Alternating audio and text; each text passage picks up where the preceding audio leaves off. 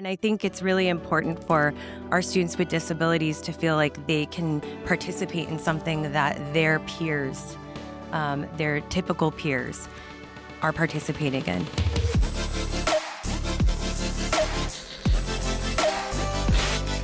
Future Current with Dr. Stephen Bean. Hi, Marlena. It's great to have you at Future Current. Thank you, Dr. Bean. Thank you for having me. Yeah, I've Yeah. been looking forward to it because I know that you support one of the most vulnerable populations in Orange County, and that's our students with disabilities. Yes. And you support them through the arts, and you Yes. have found a beautiful way to merge the two. So, why don't we start off first just telling us about yourself and how you got into the work that you do? Oh gosh. Well, so I am actually a person with a disability. Mm, I'm legally blind from a genetic condition I was born with called albinism. mm, So it affects the pigmentation of the eyes, hair, and skin, but it also causes low vision. mm, And when I was younger, the arts was something that I just really gravitated towards. mm. It gave me a lot of once I discovered that I could sing, it Okay, tell us the story. How you discover you like Okay, to sing? so I was always singing and dancing around the house, and my parents were very supportive and encouraging and wanted to nurture those talents. So they put me in like piano lessons and dance Mm, classes. But it was actually when I was 10 years old, I was in the fourth grade. There was a talent show at my school, and it was like a big time talent show where you had to audition for it. And there was a popular song on the radio at the time, The Greatest Love of All by uh-huh. Whitney Houston, Yeah.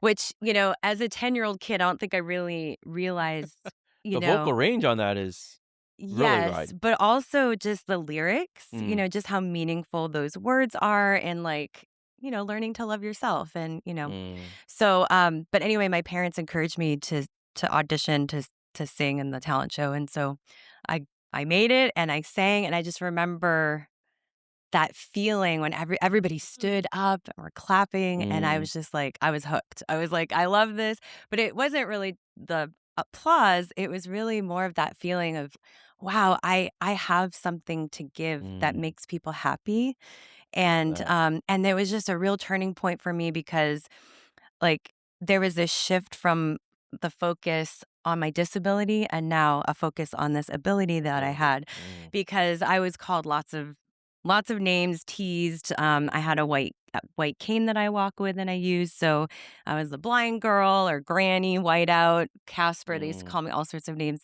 And so there was this shift to focusing on me being the soloist in the talent show or the choir concert or singing the national anthem for the sports games. So that was just a real like turning point for me to realize um that I had a gift. I had a talent and so I really spent a lot of time working on that and I had some really great music teachers and I had some not so great mm, mm, teachers. And I think one of the things when I was in my teen years, I had a drama teacher that told me that I was going to have a really difficult time in theater due to my low vision mm.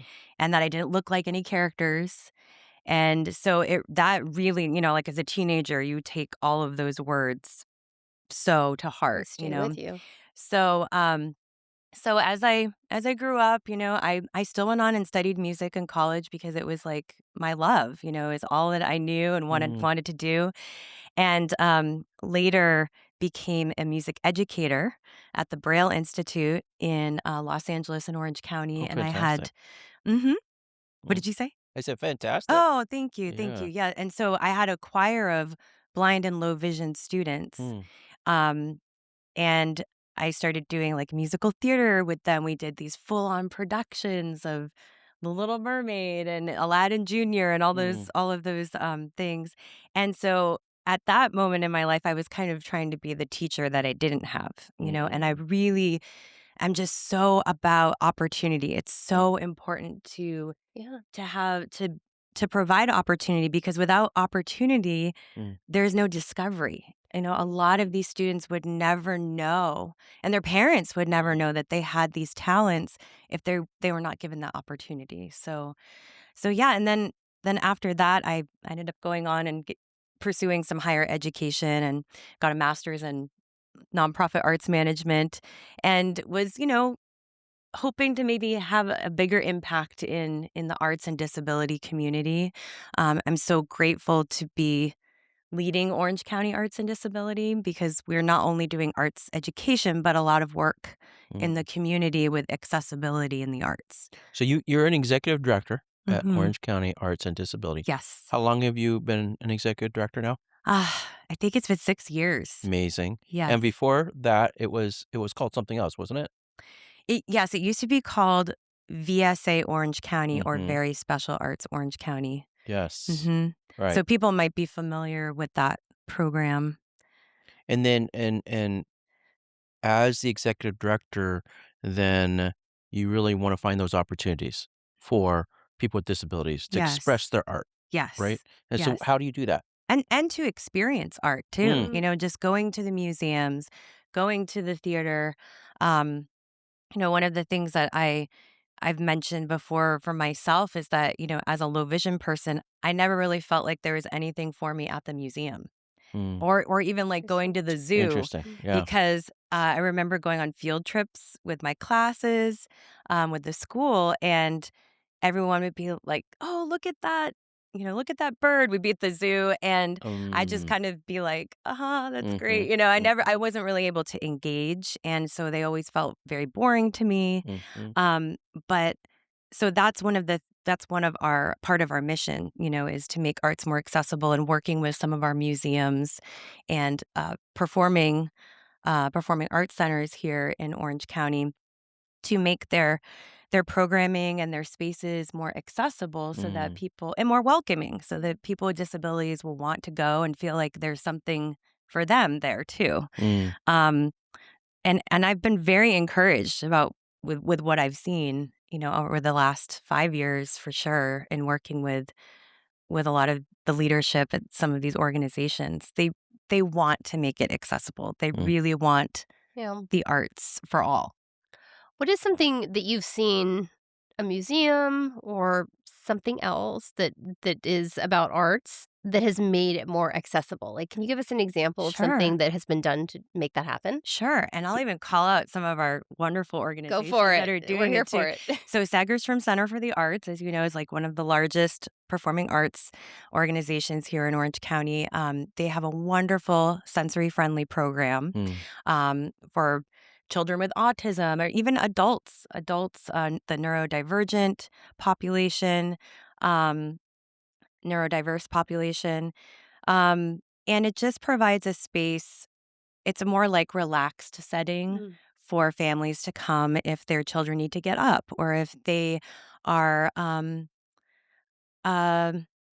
talking or need to have, some extra type of stimulation that it's not like they have to sit still and be quiet in that Yeah. traditional audience setting.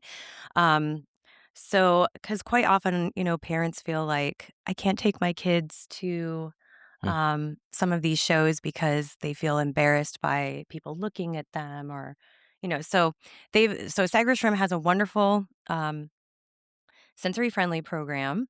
um, some of the museums, Bowers Museum has, I believe, with their permanent collection, they have implemented some pieces, tactile pieces Oh, wow. that you can touch, Yeah. so you can get an idea of what the pieces feel like. So that's really helpful for people who have low vision or who are blind. Um, and even just, and also with Bowers Museum, I have to also give them another shout out. They have hosted our Arts on the Move traveling show, Mm. which showcases artwork by artists with disabilities and our students from the Orange County schools as well. Yeah. So during July, which is Disability Pride Month, they've showcased our traveling show. So um, I think it's been really great that they've been very open to welcoming the disability community, raising Mm. awareness. Mm. Um, I'm trying to think of Chance Theater. Chance Theater started a program called Spectrum Speaks Up, which is a spinoff of their um, what is it called? Oh my gosh, This is Speak Up. I think it's Teens Speak Up, and it's a program for teenagers to um, I think they write like monologues and short scenes, but this particular Spectrum Speaks Up program is specifically for students on the spectrum. Okay. Yeah. So, again, programming that's welcoming to different Hmm. abilities. So, So, Marlena, I'm curious, what do you feel like is one of the most important things for getting, let's specifically students with disabilities, access to the arts? Like, why is that so important? I'm thinking about a student who maybe goes into a classroom and they're not successful mhm. in a maybe one of the academic subjects because there are some that there's Yeah. just certain ways to do things, right? Yes, yes.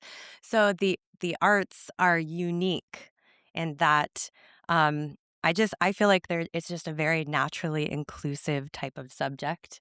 Um it's not like math or spelling Mhm. where we have right or wrong answers. There I don't really believe that there is any right or wrong in art. Of course, we can learn technique and Mm, we can learn about the elements of art and color theory and all of those things. But when it really comes down to expressing yourself, mm, there's no right or wrong in that, Yeah. you know? And I think it's really important for our students with disabilities to feel like they can participate in something that their peers, their typical peers, are participating in.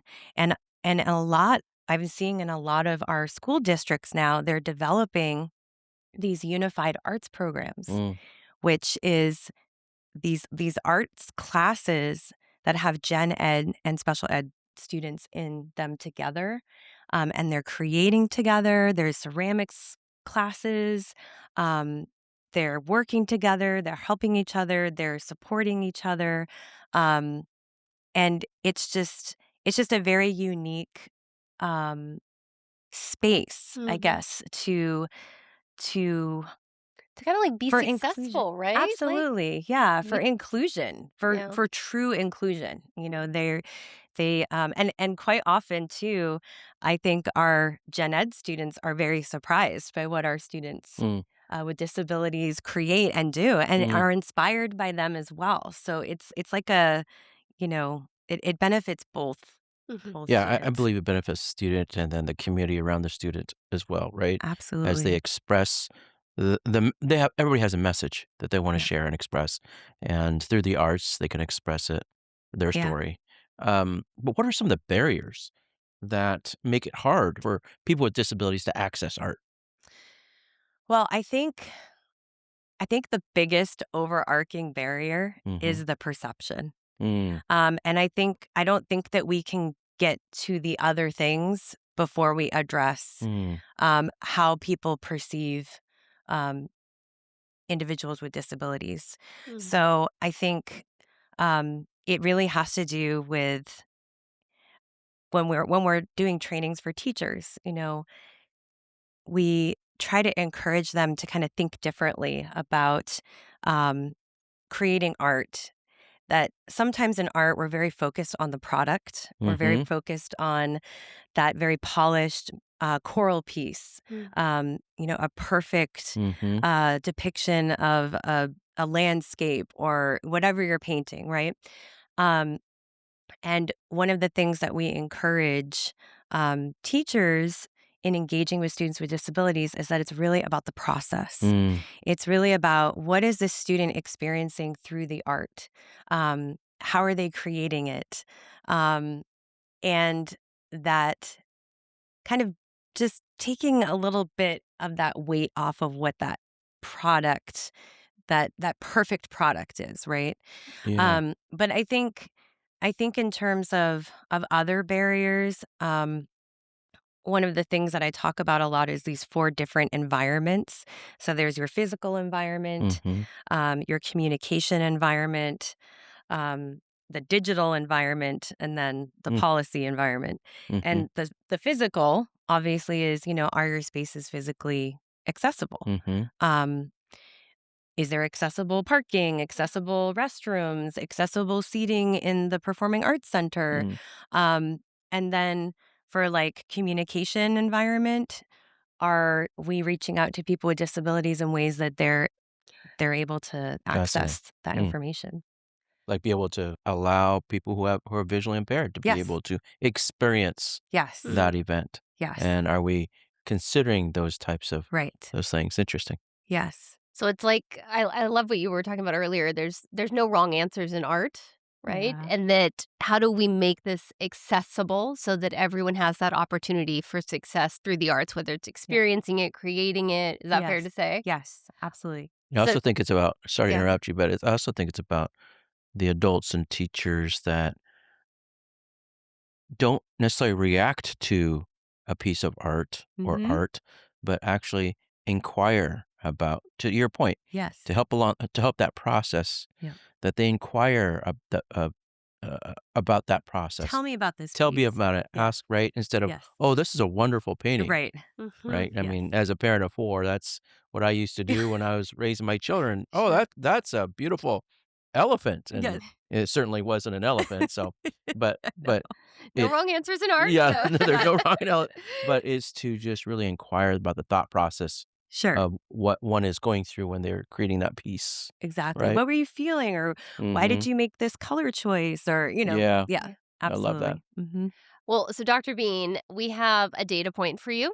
Okay. And so, Marlena, you brought this for us. Sure. Look at that. They already got it up there. Oh They're my so god. fast. Okay. I'll read this for people who are listening. Yes. So it says adults with disabilities is 12% of the US population, but 7%, but comprise less than, I should say, 7% of the adults attending performing arts, museums, or galleries. So, can you tell us a little bit about this statistic that you wanted to make us aware of? Sure. Well, part of this too is, so 1 in 4 Americans has a disability. So that, Mhm. like, I think sometimes if you put it that way, it seems like, well, that's actually quite a few people if you think about it, Mhm. 1 in 4.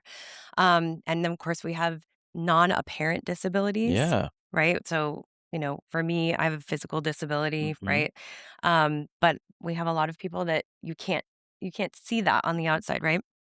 Um, and when I was also part of this study that the Americans for the Arts and National Endowment for the Arts did on arts participation, was that they found that people with disabilities create art. They want to create art Mm, just as much as non-disabled people. But in terms of attending performances and the museums, mm, it's only 7% of those attendees. And I think a lot of that has to do with going back to, well, the museum's not for me mhm, because I can't see very well and I can't mhm, appreciate it for what it is. Um, and also, again, those barriers. Um, how difficult is it for you to call the theater to ask for accessible seating? mm, How do you feel when you have to ask for these things? Are you received in a positive way? mm, Um, so I think it has to do with a lot of different things. And one of the things that Orange County Arts and Disability is very proud of, that we started within about, whoops, I'm sorry, about 3 years ago, in partnership with Segerstrom Center for the Arts. We started the Orange County Arts and Disability Collaborative, and it's a space for arts and culture organizations to come and talk about accessibility. Mm, And we meet quarterly right now, and we bring in different presenters to talk about different accessibility topics. mm, So we did one on sensory friendly programming. We did one on service animals. We just recently had a really great session on um, accessibility for the deaf and hard of hearing community. mm, Um, and it's just, we've received really positive feedback, and it's been really wonderful to see these museums and theaters. And we have even the Santa Ana Zoo attends, libraries, any space that's presenting, or has some sort of arts relationship. But um, it's been really, like, heartwarming for me to see, the desire to want to make spaces more accessible and programming more accessible, and that's really where it starts, you know? Mm, I tell people all the time, you know, accessibility, I feel like is just being a kind human. It's just I being love a that. good human, right? I It's like love that, yeah. you want everyone you work so hard on a program, don't you want everyone to be able Yeah, to absolutely. experience it, you know? You So know, Dr. Bean, this reminds me as she's talking, and it's heartwarming to me as well, but this reminds me of our conversation with Joshua Roy Yeah. Mhm. because he had people that removed the barriers that made art accessible so that he could make that Yep. that's his career, that is his Yes. work. Speaking of Joshua, I don't know if you know, but he's this amazing artist, and he has Down syndrome, and, he creates these wonderful cards and pictures and of animals especially, Okay. and he customizes them for people. In fact, let's why don't we cut to Josh right now? Welcome, Joshua. It's great to have you on Future Current. And Connie, you're Joshua's mom, is that right? That's right. Thank you for coming and We being a part of this Thanks for podcast. having us. So, Lainey, I met Joshua and Connie at one of our market fairs just recently.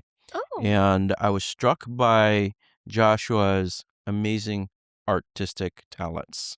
I understand that you actually drew the cover for our Orange County Public Schools directory back in 21, 22. And so I just wanted to say how very impressed I am and thankful that you did that. Thank you, Joshua. Oh, you're welcome. Yes.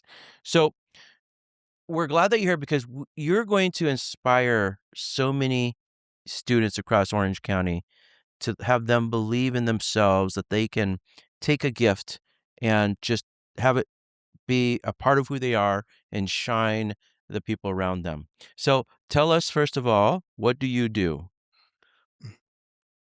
I choose some pictures. So you draw pictures, Yeah, and you've done this you've done this to make a living? You make money? yeah. Fantastic. How long have you been drawing, Joshua? When I was a little kid, so your whole life. yeah, my whole life, Incredible. Incredible. So, Connie, when did you realize that Joshua had a gift? Probably when he was about 5, he would always carry a sketch pad with him, Uh-huh. and it was a grid paper sketch pad, and he would in one grid, he would make like 10 little squares inside one little grid, and he would just cover the paper with that. So I knew his attention to detail and Well, and his that fine kind motor of and skills. fine motor skills. Yeah. So after a while, I said, "Josh, we got to make this into something." And so he made castles and houses and things like that. And then he started drawing from a coloring book. Instead Mm, of coloring the coloring book, he would copy it and draw it. And he did such a good job. So then after that, we started with photos and things like that. And mm.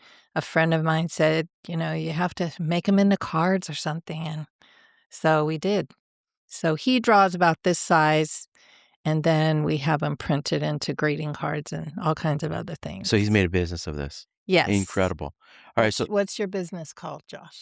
my business is called Joshua Roy .art. That's his website. And what's your business called? It's called Able Artist. Able artist Able is so cool. artists. Okay, so let's talk a little bit more about that. W- He named his business Able Artist. So give the audience some background of Joshua. Well, he was born with Down syndrome, Mm-hmm. and we just decided from the beginning that we would do everything we could to give Josh or Joshua opportunities. And then we would know when the door opened or shut, whether it was a good or bad thing. And basically, every time we tried something new, he nailed it. So we weren't surprised, that the art took off, just like athletics and all kinds of other things that we have tried with him. There were some fails. Sure. Drumming didn't turn out too well. Well, as a mom, I can tell you I would not be too sad if drumming did I not work know. out for one of my kids. And But Mhm. anyway, it's been really fun, and the reward is now Yeah. that he's 35 and doing so many things with regards to living independently and things like that, that And we're just contributing to our really, community, really right? proud. Yeah. Yeah. So, Joshua, why do you like to draw? It's fun Yeah? and it does some more stuff like something new, Mm, like love, Hanukkah, and my buddies, and some animals, mm. and have a larger life. How does art make you feel that you belong? I do some art, like something I, I like is to draw, How does it and make you feel when you draw? I'm very happy. Yeah. What's important about art? Art is passion Yes. and some legend and forgives and how to learn stuff. Mm. Do you want to tell them what you use when you make your art pictures? Yep. I use a pencil and I use a Sharpie pen. Sharpie pen. So pencil and Sharpie pen together. That's incredible. And So is that and do you know how to I mean, you prefer that method, right? But have you tried other methods of art too, like oil painting or anything like that? acrylic, Acrylic? watercolor. And Joshua, Mhm. you feel that pencil and a marker is your favorite style? Yep. Wow. And paint. This seems like it requires a lot of patience to do this work. And I think about how Joshua, Sharpies are very unforgiving. I mean, you make one mistake and that's a really tough thing to do. But that's still your preferred. You like to do the Sharpies, and when you're done with your work, who do you like to share? How do you like to share it? Is it on your website? Is it through going to events? Is it kind of all of that? Or what's Yep. your favorite? It's in my website. Mhm. Yeah, and that reaches a lot of people, doesn't it? Your website. Mhm. I want to know from Mom. So, what have you learned about Joshua throughout the years through his art? It just shows, what he's interested in, what he draws, and it kind of goes through phases. Mm-hmm. Like he'll be interested in animals for a while and then it'll move to landscapes and flowers and things like that. It just depends. Right now, he's doing a lot of commissions. So that's where people come up and they see what he's doing and they say, wow, if I gave you a picture, could you draw my pet? I see. And so it's usually dogs and cats and things like that. So he's also doing 2 fish that a friend of ours caught recently in the ocean. So big fish, but, his are smaller. Yeah, And he catches the essence of whatever that's he sees in incredible. the picture, but Uh, it always has his interpretation. So I always tell people, it's not gonna be an exact replica of your photo, but it's gonna be Josh's style. So, mm-hmm. and if that's okay with you, then he'll take on the job. Mm-hmm. Now, can people commission work from you, Joshua? Can they go to your website and commission something? Even if they're not with you in person, can they still get something? Yep. Do they, like, upload a photo or send it Mhm. to you, and then you work from that? Yeah, and then I print Yeah, it pretty out. much. Print it out for him. Mm. He does best when it's the same size that we want it to be drawn in, so Okay. a little tiny picture will turn out little tiny. So, Mm. I make the print the size that we want it to become. Connie, could you tell our audience again, what is the name of the website? It's Joshua Roy, so JOSHUAROY .art. .art. .art. Isn't that That's Okay. it. so cool? When I saw Yeah. that, I was like, "That's a way to do a website Yeah, and URL. That's a good one." that is good. Joshua, just last question, and then we'll let you guys go. Is there something you're looking forward to? Something that you're excited about? Something that gives you hope for the future? Anything you're excited about? Yep. What are you looking forward to? To be with Nat and Andrew. You have to explain who they are. So my family. Oh. Mm.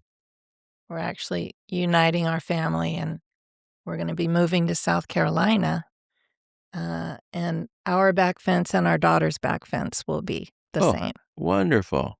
So That's Josh is excited. He's going to be living with them, and we're making a transition from us being in charge to his sister taking the reins. Helping. Oh, wow. And when she got her home, she had a second story added on and made it into a independent apartment for Josh. And he can still do his art, Yes. right?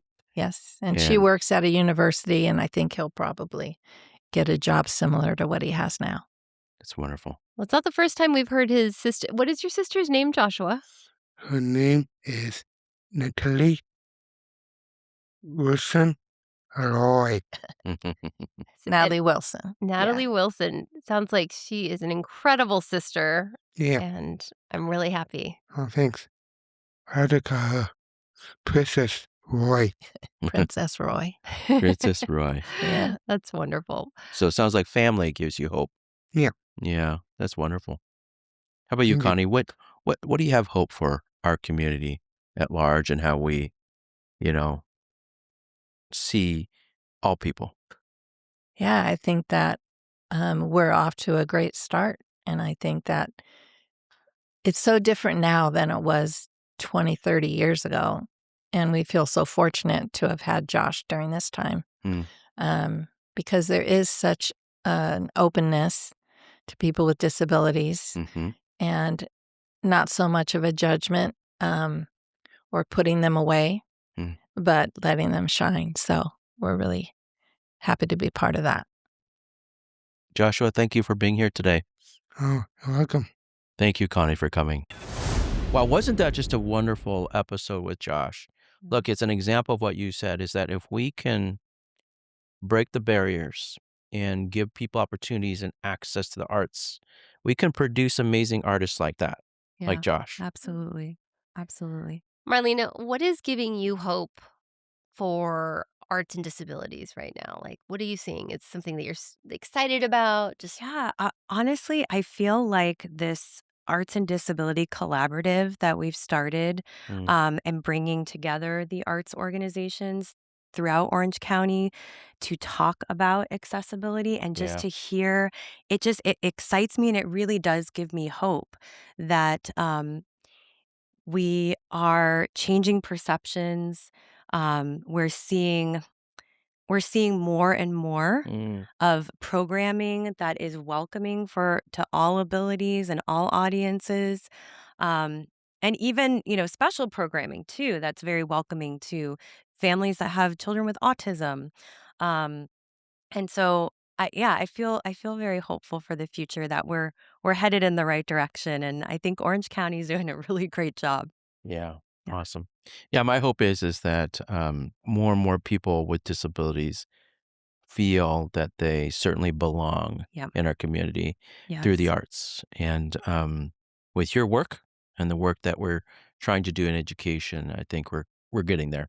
Yeah. I also have hope that you and I will one day do a duet, Oh because my I did get a goodness. Christmas album from you, and it was Yes, beautiful. you did. Yes, you So did. thank you for that. You're welcome. And I think we should do a duet one day. I would like You're a on. front It's a row date. seat for that. Let's do it. Please. All right. But we're going to do one more thing. Well, two more things. Okay. Let's do a little lightning round. Is that cool? Okay, sure. Just like fast. Oh super my fast, goodness. Okay. I know it's like the pressure. I can feel it, right? Yes. Okay. One word. What the arts unlocks. One word, spirit.